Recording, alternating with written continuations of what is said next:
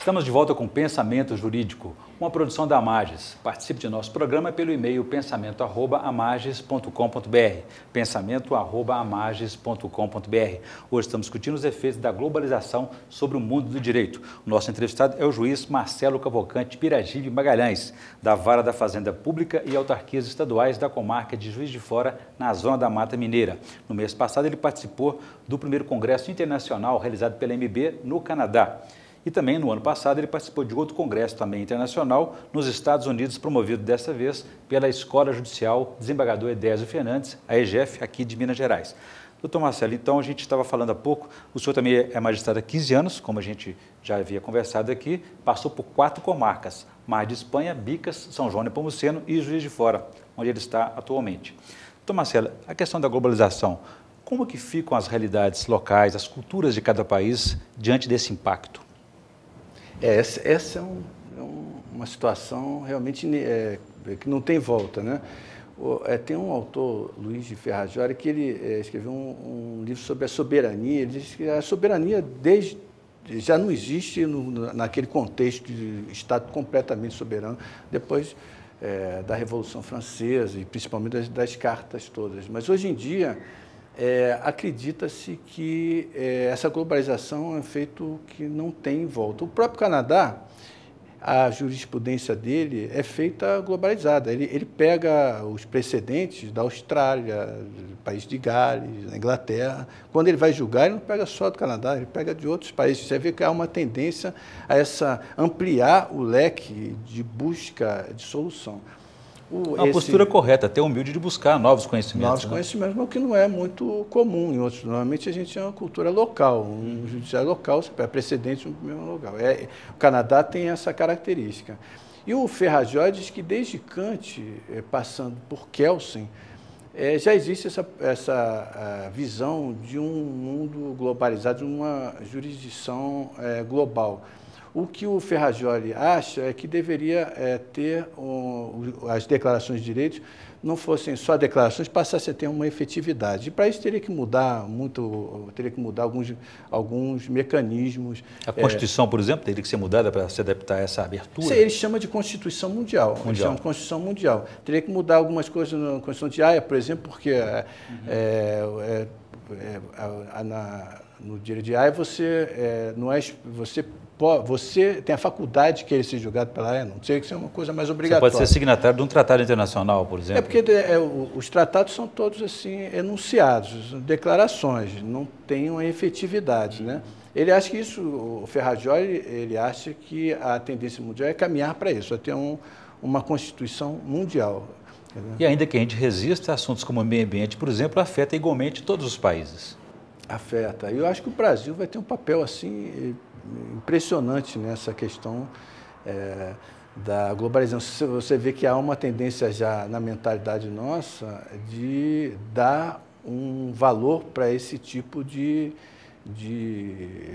ideia, né? Você vê que o PV, nessas eleições, bateu 20%, né? Quer dizer, a gente já está incorporando na nossa cultura. A questão da sustentabilidade na agenda presidencial. Passou a ser um axioma assim, principal. Então, Marcelo, o que chamou mais a atenção do senhor lá no judiciário canadense? Deu para fazer uma comparação, vantagem, desvantagem? Nós estamos muito atrasados? São culturas diferentes, né? Quer dizer, lá ainda há um defeito que eu acho, o acesso à justiça lá ainda é muito caro, né? Muito caro.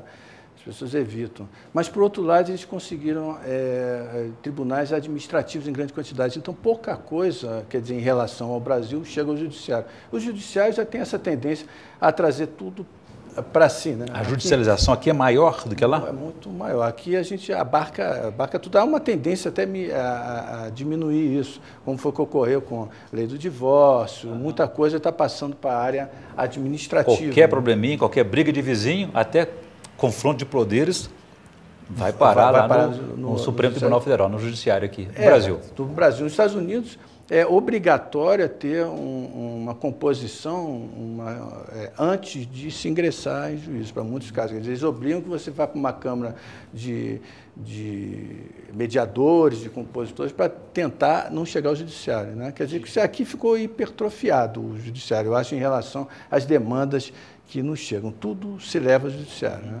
A gente volta a falar sobre esse assunto, que é muito interessante, mas agora eu vou ampliar o debate com a participação dos estudantes da Faculdade de Direito hoje, da Newton Paiva. Por favor, a pergunta da Camila.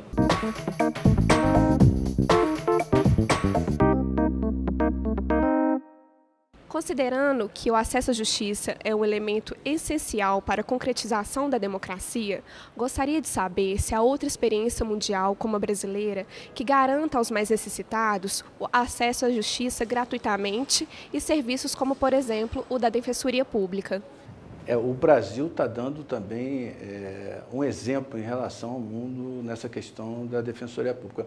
A Defensoria Pública, em 84, no Rio de Janeiro, ganhou um prêmio da ONU, por ser considerada a melhor do mundo, né? Quer dizer, melhor do mundo.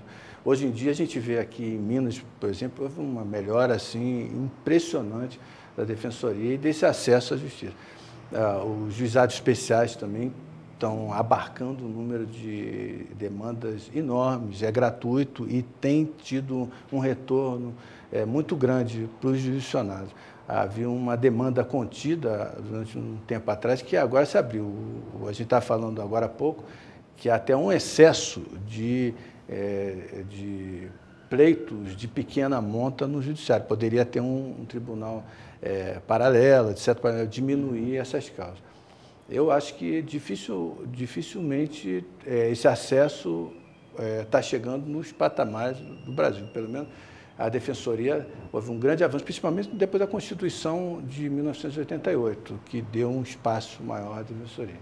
Durante o primeiro Congresso Internacional realizado pela Associação dos Magistrados Brasileiros, realizado no Canadá, foi abordado o tema revisão da conduta dos juízes. Gostaria de saber quais foram as contribuições trazidas pelos magistrados que participaram do Congresso no tocante ao tema. Essa foi até onde eu vou ser relator de um dos artigos exatamente sobre esse tema. A exposição lá foi muito importante. A conduta do juiz, ela é, de certo modo, objeto de muita atenção em todos os países, porque eu acho que representa assim, um arquétipo da justiça na figura do juiz. Então, ele tem que ter um comportamento exemplar. Essa é uma exigência que se percebe em todo o mundo. O espelho da sociedade, né? Ele tem que parecer que é, não pode ser, mas também tem que parecer que é, com imparcialidade, etc. No Canadá, isso mas, de outro lado, as instituições também buscam dar esse respaldo ao juiz com uma série de garantias de imparcialidade, vencimentos, etc., como no Brasil. Nos Estados Unidos, a mesma coisa. No Canadá, para você ter uma ideia, somente 2 casos na história do judiciário chegaram às últimas instâncias para a questão de revisão de conduta ética do juiz, e mesmo assim os 2 juízes pediram exoneração antes do término do processo. Quer dizer, é muito pouco. A maioria dos casos dizem respeito à questão de mérito e normalmente não chegam nem a metade do processo, já é arquivado assim 3 a 6 meses, né? No Brasil, a cada dia tem se assistido uma crescente demanda pelas ações coletivas e o fortalecimento do reconhecimento dos direitos individuais, homogêneos, coletivos e difusos. Diante disso, gostaria de saber se é apenas uma tendência brasileira ou se é também mundial. Doutor Marcelo, eu vou pedir para o senhor responder a pergunta da Maria Emília, mas no próximo bloco nosso tempo já venceu. A gente volta em instantes.